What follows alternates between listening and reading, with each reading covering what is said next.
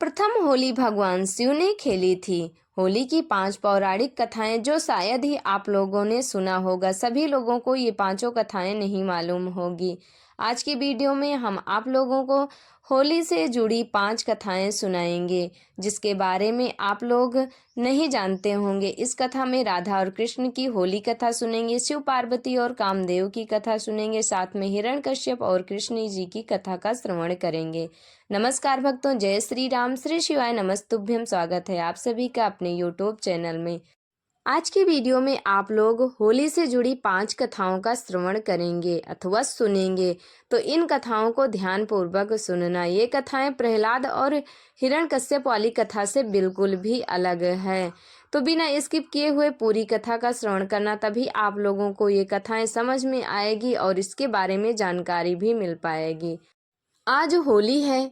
होली का नाम आते ही हमें चारों तरफ रंग ही रंग दिखाई देने लगते हैं और मौज मस्तियां ही सूझने लगती हैं। होली पर बने पकवानों की याद आने लगती है। लेकिन होली मनाने की शुरुआत कब हुई? यूं तो होली भारत के सबसे प्राचीन पर्वों में से एक है, लेकिन इसकी शुरुआत को लेकर कोई पुख्ता जवाब नहीं है। कुछ पौराणिक कथाएं कहानियां जरूर प्रचलित हैं। उनमें सबसे ज्यादा सुनी जाने वाली कथा है हिरण्यकश्यप और विष्णु भक्त प्रहलाद की होलिका दहन की। लेकिन इसके अलावा भी कई कथाएं भी प्रचलित हैं जो राधा कृष्ण और शिव पार्वती से भी जुड़ी हैं। तो आइए आप लोगों को उन कथाओं को सुनाते हैं। लेकिन आप लोगों से विनम्र निवेदन है कि वीडियो पूरा देख लेते हैं और कथाएं सुन लेते हैं, लेकिन लाइक नहीं करते। हम कथा शुरू करें उससे पहले आप हमारे चैनल को सब्सक्राइब कर लीजिए और वीडियो को लाइक कर दीजिए। पहली कथा है राधा और कृष्ण की कथा। एक कथा के अनुसार रंग वाली होली खेलने का संबंध श्री कृष्ण और ब्रज की राधा से है। धार्मिक मान्यता है कि श्री कृष्ण ने ग्वालों के संग मिलकर होली खेलने की प्रथा शुरू की थी। एक कहानी जो सुनाई जाती है वो ये है कि श्री कृष्ण का रंग सांवला था और राधा रानी गोरी थी। आपने भी वो गाना सुना होगा यशोमती मैया से, बोले नंदलाला राधा क्यों गोरी और मैया मैं क्यों काला। तो श्री कृष्ण अपनी माँ से अक्सर यही शिकायत किया करते थे कि माँ, राधा तो गोरी है और मैं सांवला क्यों हूँ, मैं काला क्यों हूँ। तब यशोदा जी ने श्री कृष्ण से कहा कि जो तुम्हारा रंग है उसी रंग को राधा जी के चेहरे पर भी लगा दो, इससे तब तुम्हारा और राधा का रंग एक जैसा हो जाएगा। इस प्रकार से यशोदा मैया ने श्री कृष्ण जी को जवाब दिया। कृष्ण ने अपनी माँ के कहे अनुसार ग्वालों के साथ मिलकर रंग तैयार किए और तरह तरह के रंगों को तैयार किया और ब्रज में राधा रानी को रंग लगाने पहुंच गए और वहां पर राधा रानी के साथ खूब होली खेला, साथ में ग्वाल बालों के साथ भी खेला। संपूर्ण ब्रजमंडल चारों तरफ रंगों से ही भर गया। इस प्रकार से राधा और कृष्ण द्वारा होली खेले जाने से ही तभी से रंग वाली होली का प्रचलन भी शुरू हो गया और तभी से रंग वाली होली भी मनाई जाने लगी। इस प्रकार से राधा और कृष्ण की होली कथा थी। दूसरी कथा है कृष्ण के हाथों पूतना वध की कथा। श्री कृष्ण ने पूतना का वध भी किया था। ये कहानी श्री कृष्ण और उनके मामा कंस से जुड़ी है। होली पर कृष्ण और उनके मामा कंस से जुड़ी एक और कथा सुनाई जाती है। कंस नाम के राजा के लिए भविष्यवाणी हुई कि वह अपनी बहन का 8वां बेटा उसकी मृत्यु का कारण बनेगा। इस भविष्यवाणी के बाद कंस ने अपनी बहन देवकी और उनके पति वासुदेव को जेल में ही कैद कर दिया। हालांकि वो अपनी बहन से बहुत ही प्रेम करते थे, लेकिन इस भविष्यवाणी के बाद उनका प्रेम बैर में बदल गया। लेकिन उन्होंने अपनी बहन को मारने के बजाय उन्होंने अपनी बहन को जेल में ही बंद कर दिया, अपने घर में ही कारागार में बंद कर दिया और इस प्रकार से वो उसके 8वें पुत्र की प्रतीक्षा करता रहा। उसने बारी बारी से देवकी और वासुदेव के सभी पुत्रों को मार डाला।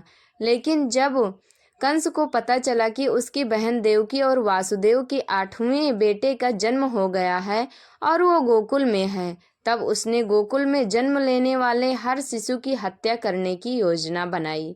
इसके लिए उसने पूतना नाम की राक्षसी को गोकुल भेजा। पूतना ने एक सामान्य महिला का रूप बनाया। वह शिशुओं को अपना दूध पिलाने के बहाने विष पिलाने लगी, लेकिन कृष्ण ने उसकी सच्चाई जान ली और जब पूतना ने भी श्री कृष्ण को दूध पिलाना चाहा, उसने सोचा कि दूध के बहाने विष पिला दूंगी और इस बालक की मृत्यु हो जाएगी, लेकिन पूतना अपने कार्य में असफल रही।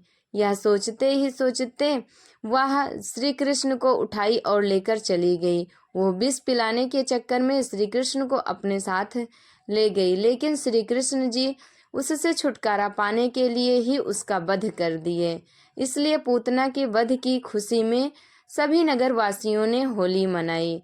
गोकुल के सभी गोकुल वासियों ने अच्छी तरह से धूमधाम से होली बनाई, क्योंकि उस पूतना नामक राक्षसी से सभी गोकुल वासियों को छुटकारा मिल गई थी। अब अगली कथा है शिव पार्वती और कामदेव से जुड़ी होली कथा। आइए इसको भी सुनाते हैं, आप लोग ध्यानपूर्वक सुनना। एक कथा के अनुसार संसार की पहली होली भगवान शिव ने ही खेली थी। इसमें कामदेव और उनकी पत्नी रति भी थीं। कथा के अनुसार जब भगवान शिव कैलाश पर ध्यान में लीन थे, तब तारकासुर के वध के लिए कामदेव और रति ने शिव को ध्यान से जगाने के लिए नृत्य किया।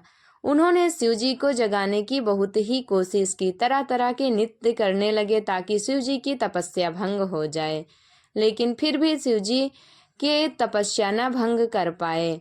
और रति और कामदेव के नृत्य से जब भगवान शिव का ध्यान भंग हो गया तो वो बहुत ही गुस्सा हो गए और गुस्से में ही उन्होंने अपने तीसरे नेत्र खोल दिए। तीसरे नेत्र खुलते ही कामदेव भस्म हो गया। इसके बाद रति को बहुत ही पश्चाताप हुआ और रति ने शिव से कामदेव को जीवित करने का आग्रह किया। उन्होंने कहा, प्रभु हमसे भूल हो गई, आप हमारे पति को पुनः जीवित कर दीजिए। रति के बार बार आग्रह करने पर भगवान भोलेनाथ मान गए और वो कामदेव को दोबारा जीवित कर दिए।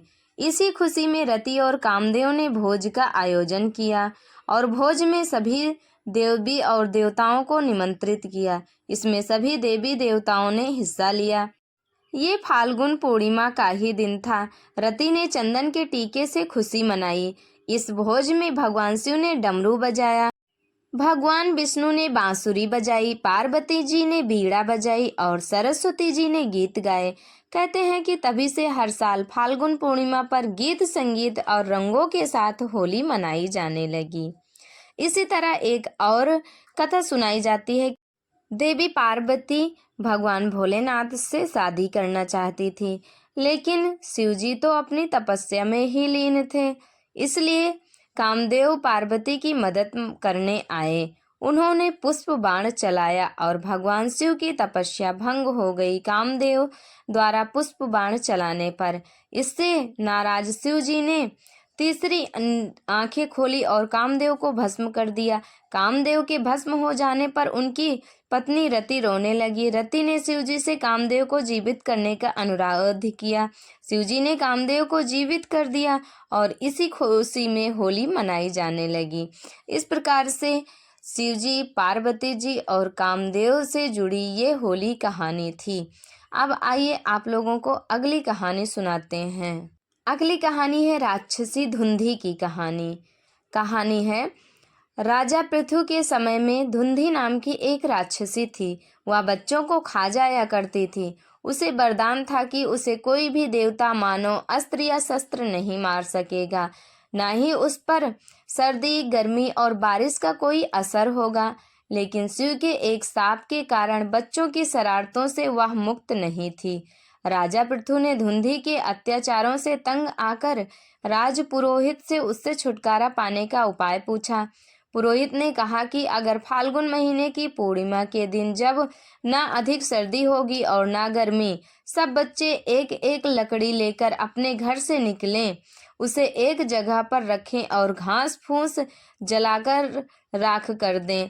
बच्चे तालियां बजाते हुए मंत्र पढ़ें और अग्नि की परिक्रमा करें, हंसें, गाएं, चिल्लाएं और शोर करें, तो राक्षसी मर जाएगी।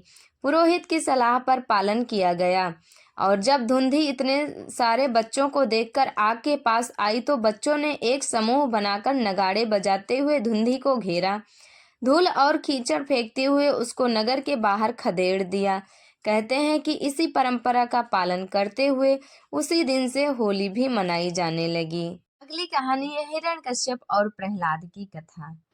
ये वाली कथा सबसे ज्यादा प्रचलित है। अक्सर सभी लोग इसी कथाओं के बारे में ही जानते हैं। यही कथा सब लोगों को मालूम है और इसी कथा को पढ़ते भी हैं। आइए हम आप लोगों को भी ये कथा सुनाते हैं। राक्षसों का राजा एक समय हिरण्यकश्यप था। हिरण्यकश्यप भगवान विष्णु को अपना दुश्मन मानता था। अपने राज्य में भगवान विष्णु की पूजा बंद करा दी थी। वो अपनी पूजा कराता था। लेकिन हिरण्यकश्यप का एक बेटा प्रहलाद विष्णु भक्त हुआ। वह हमेशा विष्णु जी का नाम ही लिया करता था। उसे हिरण्यकश्यप ने गुरुकुल भेजा और जब गुरुकुल भेजा तब भी वह हमेशा गुरुकुल में पढ़ने के बजाय प्रहलाद हमेशा श्री हरि विष्णु जी का नाम ही लिया करते थे।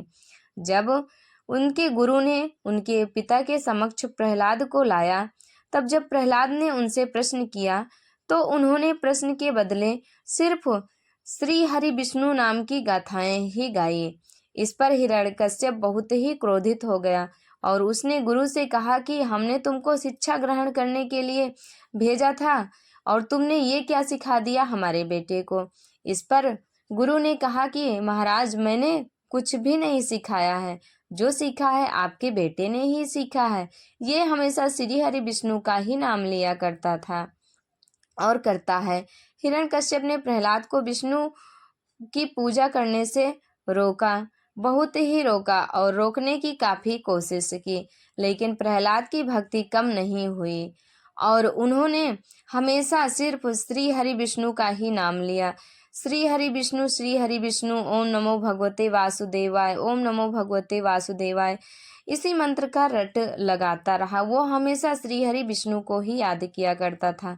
यह सब देखकर हिरण्यकश्यप बहुत ही परेशान हो गया। उसने रोकने की बहुत कोशिश की, यहाँ तक कि हिरण्यकश्यप ने प्रहलाद को इसके लिए काफी यातनाएं भी दी।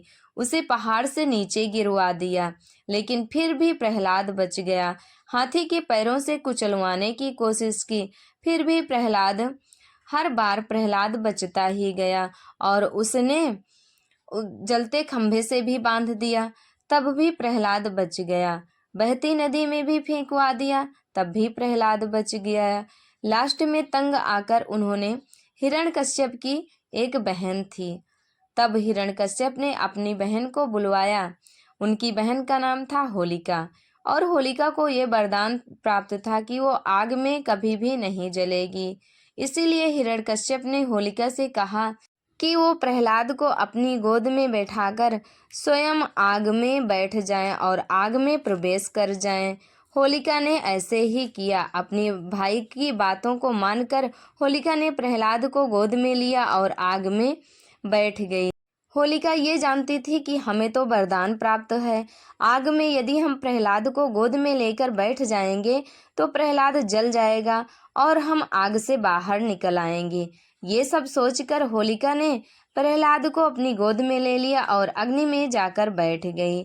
अग्नि में जैसे ही होलिका बैठी तब बैठते ही प्रहलाद ने ओम नमो भगवते वासुदेवाय मंत्र का उच्चारण करना शुरू कर दिया। इस मंत्र में इतनी शक्ति है कि भगवान विष्णु स्वयं आकर प्रहलाद को बचा लिए और उसी में होलिका जलकर भस्म हो गई। लेकिन प्रहलाद विष्णु भक्ति के कारण बच गया, उस अग्नि को भी उसने जीत लिया।